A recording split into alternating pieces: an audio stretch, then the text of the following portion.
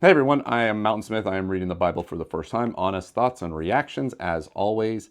Though, right now I am reading Genesis 5 for the second time because I really needed to grasp the beginning of Genesis now that I have a kind of an understanding of how these stories work. It's really difficult to read the Bible.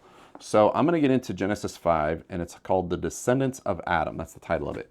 I'm going to breeze through this one pretty quickly because if I remember right, yeah, it's literally just talking about all the descendants of Adam. So I don't want to spend a whole lot of time on this one right now, even though I know that it's going to be important later on to kind of put together a family history tree for understanding. But in terms of reading it, I just want to, refresh my memory of a sort. So let's go right here.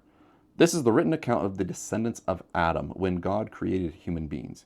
He made them to be like himself. He created them male and female, and he blessed them and called them human. When Adam was 130 years old, he became the father of a son who was just like him, in his very image. He named his son Seth. So Seth was the third son after Cain and Abel. So Adam was 130 years old when he had Seth. Most of us are pretty happy when we get to be 35 or 40, or even later. Okay. So when Adam was 130 years old, he became the father of a son who was just like him, in his very image. He named his son Seth. After the birth of Seth, Adam lived another 800 years, and he had other sons and daughters. Adam lived 930 years, and then he died. When Seth was 105 years old, he became the father of Enosh. After the birth of Enosh, Seth lived another 807 years, and he had other sons and daughters. Seth lived 912 years, and then he died. When Enosh was 90 years old, he became the father of Canaan. After the birth of Canaan, Enosh lived another 815 years, and he had other sons and daughters. Enosh lived 905 years, and then he died. When Canaan was 70 years old, he became the father of Mahalalel. After the birth of Mahalalel, it's tough to say. I don't know how to say it. Canaan lived another 840 years, and he had other sons and daughters. Canaan lived 910 years, and then he died. When Mahalalel was 65 years old, he became the father of Jared. After the birth of Jared, Mahalalel lived another 830 years, and he had other sons and daughters. Mahalalel lived 895 years, and then he died. I know I really screwed up that name. I'm sorry. That's a really tough one. I'm just kind of going with it.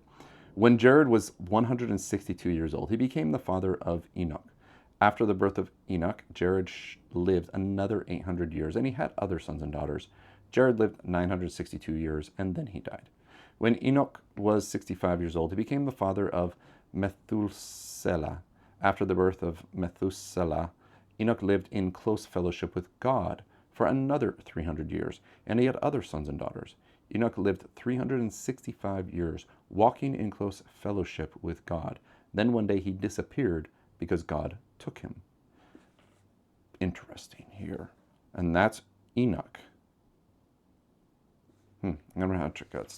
It's an important one because God took him. What happened? When Methuselah was 187 years old, he became the father of Lamech. After the birth of Lamech, Methuselah lived another 782 years, and he had other sons and daughters. Methuselah lived 969 years, and then he died. When Lamech was 182 years old, he became the father of a son. Lamech named his son Noah, for he said, "May he bring us relief from our work and the painful labor of farming, this ground that the Lord has cursed." After the birth of Noah, Lamech lived another 595 years, and he had other sons and daughters. Lamech lived 777 years, and then he died. After Noah was 500 years old, he became the father of Shem, Ham, and Japheth.